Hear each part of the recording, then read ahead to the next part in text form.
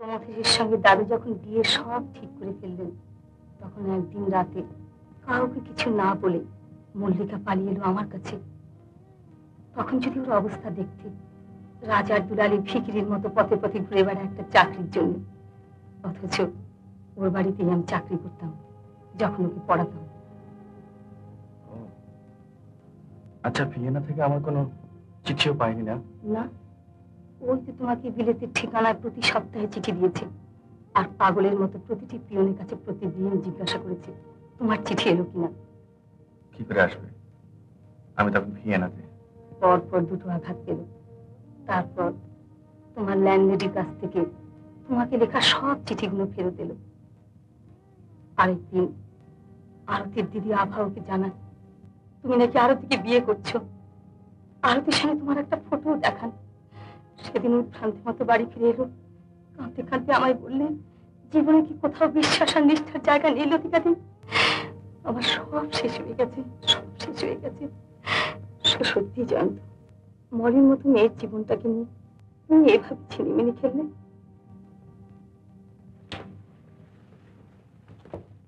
যা ভেবেছিলাম ঠিক তাই। তুমি এখানে জয়ন্ত, আশ্চর্য।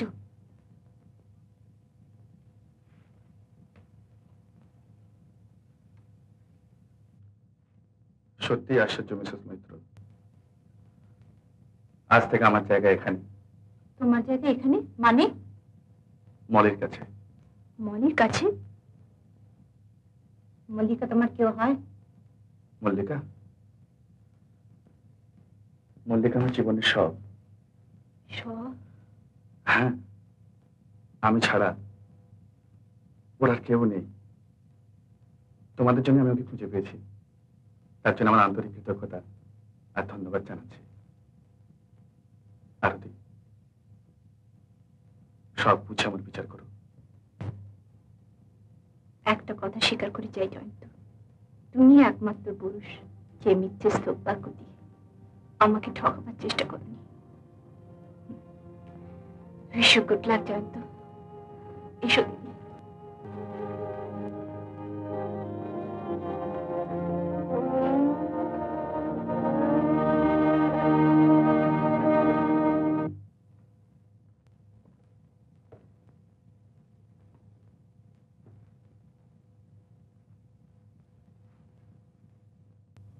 আপনি যে সন্দেহ করেছেন ডক্টর মুখার্জি, তাই ঠিক। It's a case of psychoneurosis, অথবা আপনি একে অ্যাংজাইটি নিউরোসিসও বলতে পারেন। অত্যধিক মানসিক চিন্তা বা উত্তেজনার ফলে এরকম রোগ হয়। সে শারীরিক অসুস্থতা মারাত্মক নয়, তবে ডিপ্রেশনটা খুব বেশি। মনের এই ডিপ্রেস ভাবটা যদি পরিবর্তন করতে পারা না যায়, তাহলে আমি কোনো আশাই দিতে পারি না। আচ্ছা ডক্টর সেন, ওই যে কোমর থেকে পা পর্যন্ত প্যারালাইজড হয়ে গেছে, ওটা সম্বন্ধে আপনার কি মনে হয়? No no, it is not a case of paralysis. এসব রোগে অত্যধিক উত্তেজনার ফলে একটা ফাংশনাল ডিসঅর্ডার হয়, আবার মন ঠিক হওয়ার সঙ্গে সঙ্গে সেটা সেরেও যায়। কিন্তু ডিপ্রেসড ভাবটা যদি পরিবর্তন না হয় বা করতে না পারা যায়, আর সেই সঙ্গে যদি হার্টটা এফেক্টেড হয়, ইউ নো।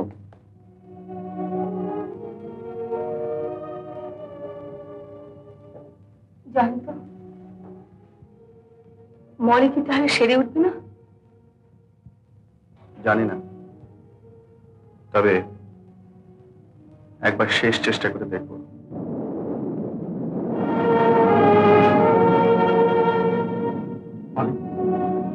মলে মলে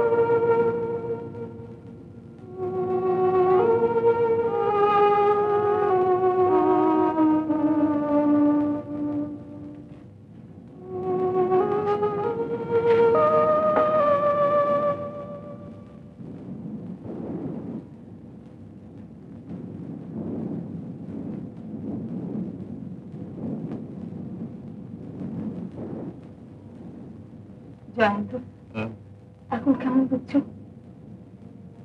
না, বিশেষ ভালো না। আগে সবকিছুতে না বলতো, জোর করতো। হ্যাঁ, সে লক্ষণটা ভালো ছিল, কিন্তু এই প্রতিবাদ না করার মানে বাঁচার চেষ্টাও একদম ছেড়ে দিয়েছে। এরপর খাওয়া দাওয়া ত্যাগ করবে, তারপর আস্তে আস্তে একদিন সব শেষ হয়ে যাবে। এই 6 মাস ধরে এত চেষ্টা করে কোনো ফল হলো না, ওর মন না সারলে দেহ কিছুতেই সারবে না। তাহলে উপায়? এখন একমাত্র উপায় হচ্ছে ওর মনটাকে কোন রকম জাগিয়ে তোলা।